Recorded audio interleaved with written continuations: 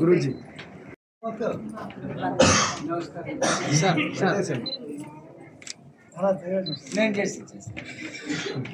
శర్మ గారికి ప్రజ్వలన కార్యక్రమం జరుగుతా ఉంది. ఒకసారి అందరు కూడా అసతోమా సద్గమయ, ఒకసారి అనండి అందరు కూడా అసతోమా సద్గమయ, తమసోమా జ్యోతిర్గమయ, మృత్యోర్మా అమృతంగమయ. ఓం శాంతి శాంతి శాంతి.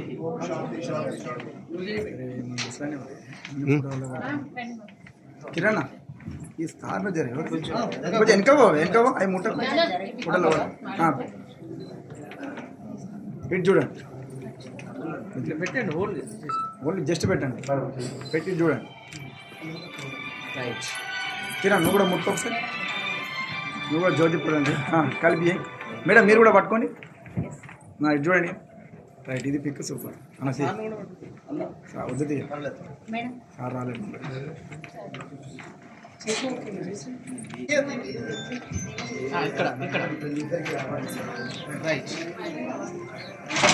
ఆశీర్వదించవలసిందిగా కోరుతున్నాం. రాజేశ్వరి మేడం గారు, ఈమె మేడం గారు కొన్ని సంవత్సరాల నుండి అనాథలు, పేదలు, వృద్ధులకు ఒక ఆశ్రమాన్ని నడిపించుకుంటూ తన జీవితాన్ని సమాజానికి అంకితం చేసినటువంటి మేడం గారు ఈ రెండు విషయాలు చెప్పాల్సిందిగా కోరుతున్నాను. అందరికీ నమస్కారం. ఒకటిపల్లి ఆల్విన్ కాలనీలో వృద్ధాశ్రమం నడిపిస్తున్నానండి. మాలో కూడా వికలాంగులు ఉన్నారు, ఒక 10 మంది. మానసికం సంబంధించిన వాళ్ళు కూడా ఉన్నారు, బెడ్డెడ్ వాళ్ళు ఉన్నారు. టోటల్గా 75 మెంబర్స్ ఉన్నారు. అంటే ఎక్కువ మాకు అంటే పోలీస్ స్టేషన్ నుంచి, రోడ్డు మీద, గాంధీ హాస్పిటల్ అక్కడి నుంచి ఎక్కువ కేసెస్ వస్తాయండి. సో మేము ప్రజెంట్ రెంట్ హౌసెస్లోనే ఉన్నాము. గత ఒక 5 years బ్యాక్ నేను సొంత ల్యాండ్ తీసుకున్నాను. అక్కడ ఒక 2 షెడ్ వేసాను. అక్కడ కూడా కొంతమంది నివాసం ఉంటున్నారు. నాకు బ్రదర్ షణ్ముఖ్ గారు కొంతకాలంగా తెలుసండి. ఈ కార్యక్రమానికి నువ్వు రావాలని చెప్పారు. ఏదో నా వంతు సహాయం కూడా ఏదో కొన్ని బెడ్షీట్లు ఇవ్వడం జరిగింది. అలాగే మా దగ్గర కూడా కొన్ని చిన్న చిన్న లోటుపాట్లు ఉన్నాయి. అవి కూడా నేను ఈ ప్రోగ్రామ్ అయినాక విన్నవించుకుంటాను. సో మమ్మల్ని కూడా చాలా ఇబ్బంది పెడుతున్నారు అక్కడ. ఈ విషయం ఇక్కడ చెప్పొచ్చో లేదో కూడా నాకు తెలీదు, తప్పైతే క్షమించండి. చాలా ఇబ్బంది. అంటే నేను ఒంటరిగా పోరాడుతున్నా. నేను అంటే సింగిల్ అండి, నేను అన్మ్యారీడ్. అంటే ఒక ఆడపిల్ల ఆంధ్ర నుంచి వచ్చింది. సో సారీ ఆంధ్ర అంటున్నానని, ఏం చేస్తుందని నన్ను చాలా ఇబ్బందులకు గురి చేస్తున్నారు.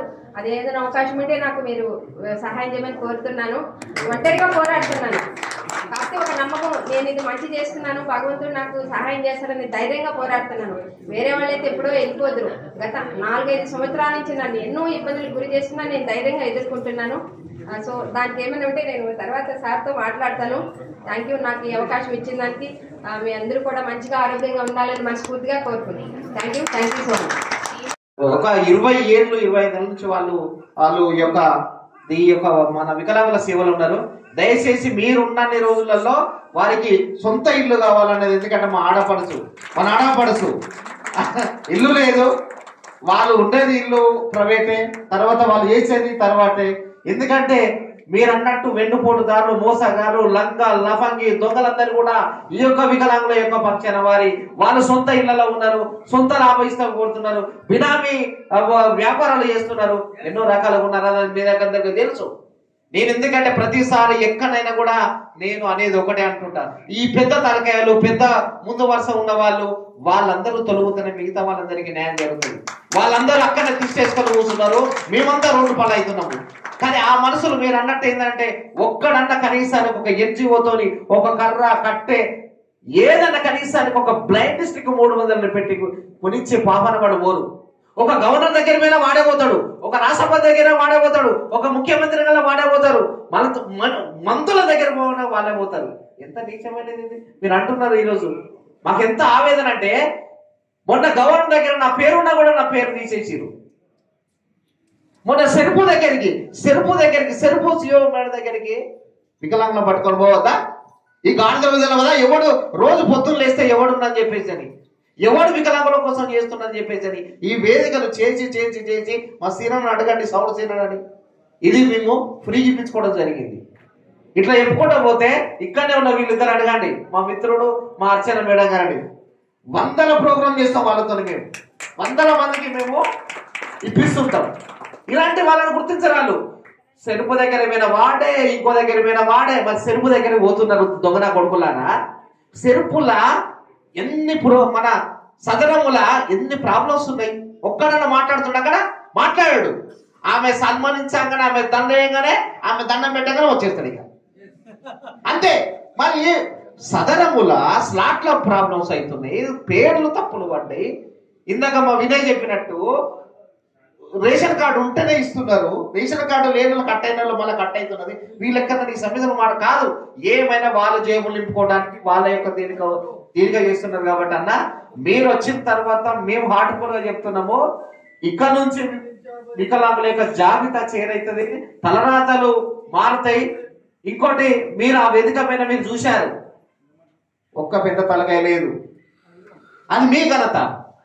తీసుకున్న అవార్డు తీసుకున్న వాళ్ళలో కూడా అంత కొత్త వాళ్ళమే రియల్ కూడా. కాబట్టి ఒకటే, ఏమో ట్రైసైకిళ్ళను రూపు అవి వద్దు, ఏదైతే బ్యాటరీ సైకిల్ వచ్చినాయో వాటిని ప్రోత్సహించండి, వాటికి సపోర్ట్ చేయండి.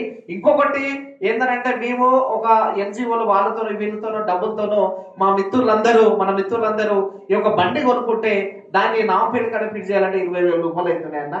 అలాంటిది ఒక యూనిట్ మన డిపార్ట్మెంట్ లో ఓపెన్ చేస్తే బాగుంటుందని చెప్పి మేము గత నుంచి కూడా చెప్పడం జరుగుతున్నది. ఇంకొకటి ఏంటంటే మనం చేయవచ్చు. ఇంకొకటి ఏంటంటే 2016 వికలాంగుల చట్టం ఉంది. మేము ఏ పోలీస్ స్టేషన్ దగ్గర పోయినా కూడా అప్పటిదప్పుడు అవుతున్నది, దానికి ఒకటి బలోపేతం చేయండి.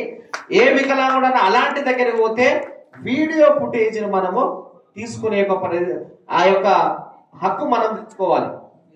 ఓ మినిస్టర్ దగ్గర పోయినా, ఒక పోలీస్ స్టేషన్ దగ్గర పోయినా, ఒక జడ్జి దగ్గర పోయినా, ఎక్కడ పోయినా కూడా ఆ రోజు సమస్య మేము ఏం చెప్తున్నాము, ఆ చెప్తున్న సమస్యని మనము వీడియో తీసుకునే విధంగా మనకు పర్మిషన్ ఉంటే అది తీసుకొచ్చి మీకు చూపించవచ్చు, మన కమిషన్ చూపించచ్చు, జడ్జిమెంట్లో చూపించచ్చు.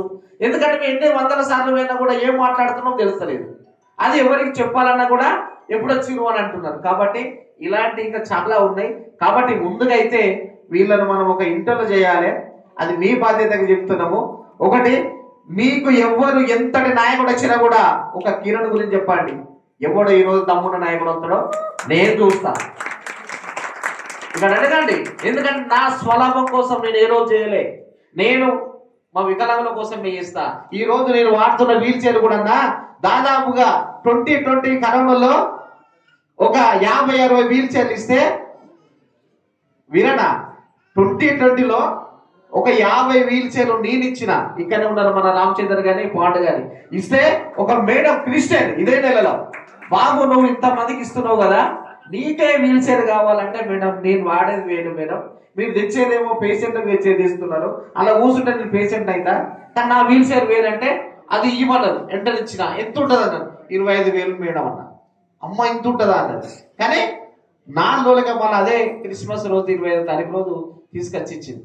అంటే నేను ఎందుకు అంటున్నంటే, మన వారి కోసం వారిని చేస్తే స్వార్థం అవుతుంది, పబ్లిక్ కోసం చేస్తే వాడు ఒక మంచి పెద్ద మనిషి అవుతాడని చెప్పేసి అని ఈ సందర్భంగా చెప్తున్నాను. అంతేగాని మీరు ఎక్కడ కూడా అధైర్యపడకండి, మీ వెనుక మేమున్నాము. ఎలాంటి వాళ్ళైనా కూడా ఆ జాబితా మాకు ఇవ్వండి, మేము వేదికల పైన మీ తరఫున మేము మాట్లాడతాం. మాకు అలాంటి ఆలోచనలు ఏమి లేవు. ఎవరైనా కూడా వాడు తప్పే, వాడిని పక్కన పెడదాం, మిగతా వాళ్ళకి మనం ఛాన్స్ ఇద్దామని చెప్పేసి అని ఈ సందర్భంగా మీరు మాట్లాడతారు తీసుకోవద్దు. కాకపోతే ఇది చెప్దామని చెప్పేసి అని తీసుకోవడం జరిగింది. మీ వెంట మేము ఉన్నాము, మాకు సపోర్ట్గా మీరు ఉండండి. ముందు మనము ఒక మంచి వికలాంగులను తయారు చేసుకుంటాం, ముందుకు పోదామని చెప్పేసి నేను చెప్తున్నాను. కిరణ్ ఎప్పుడు మాట్లాడినా సంతోషం ఉంటుంది. ఇవాళ నిజంగా వీళ్ళిద్దరికి ఇల్లు లేదన్న విషయం కూడా నాకు, నిజంగా వీళ్ళకి ఇల్లు ఏర్పరిచే బాధ్యతను ఖచ్చితంగా మనం మొదటి దశలో భాగంగానే ఇందిరం ఇంటి వస్తున్నాయి. ఇప్పుడు మీకు ఎక్కడో బాధ్యత చేస్తాను. యాక్చువల్గా కిరణ్ మంచి పాయింట్ చెప్పాడు. ఒకటి, ఇప్పుడు యాక్చువల్గా మనకి ఒక యూనిట్ అనేది ఒక ప్రైవేటు ప్రభుత్వ భాగస్వామ్యంతో